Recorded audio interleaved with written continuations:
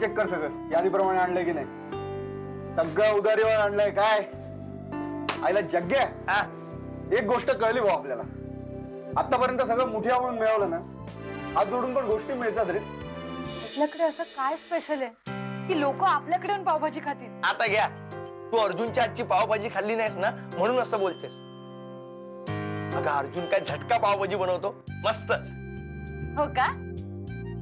हे तुला माहितीये, अर्जुनला माहितीये, मला माहितीये, पण त्या लोकांना नाही ना माहिती. त्यांना कसं सांगणार? आपण ना असं काम करूया, म्हणजे आपण ऑफर देऊया. ते एकावर एक फ्री असतं ना तसं. हे बरोबर आहे त्याचं. आपण चहा फ्री ठेवूया. एका पावभाजी बरोबर एक कटिंग चहा फ्री.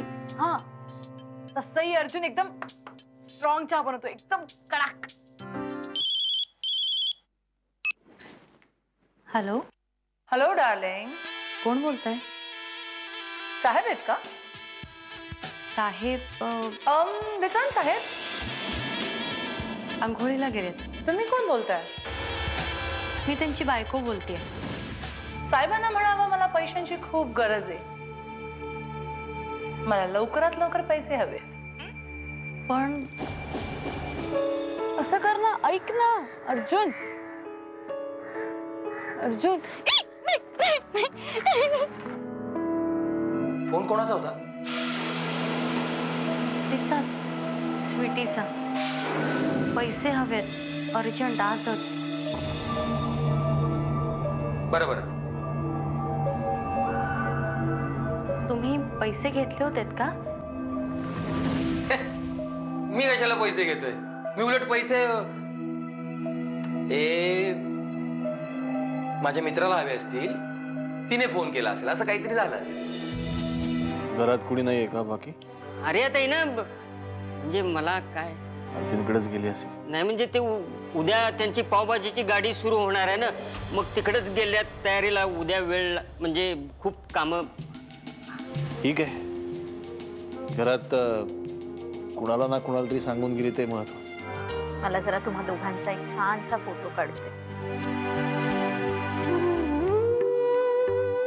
वा, छान सजवली आहे गाडी. ताई तुमचाच आशीर्वाद आहे, त्यामुळेच तर करू शकलो हे सगळं. मायाताई, अर्जुन नेहमी तुमच्याविषयी बोलत असतो. त्याच्या मनात तुमचं स्थान खूप वरचं आहे. आणि माझ्यासाठी तुम्ही दोघं जण म्हणजे माझं सर्वस्व आहात.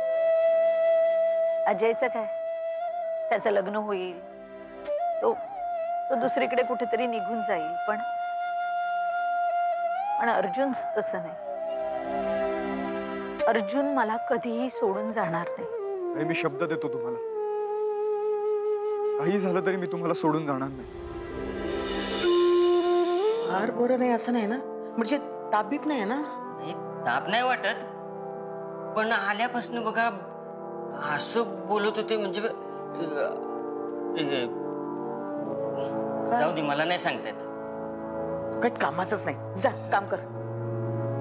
तुझ्या नाशाला सुरुवात होती. विश्वमोहन, उद्या त्याचा उद्घाटन सोहळा आहे. तुझी बहीण आर्या माझ्या अर्जुन बरोबर लग्न करून इथे माझ्या घरी येणार. मग काय, नाईलाजास्तव तुलाही इथे यावं लागणार. सगळे मान अपमान सगळं वसूल कर. तुला झोपेत बडबडाची सवय आहे हे माहित नव्हतं मला. उद्या सकाळी 9 वाजता अर्जुनच्या पावभाजीच्या गाडीचं उद्घाटन आहे.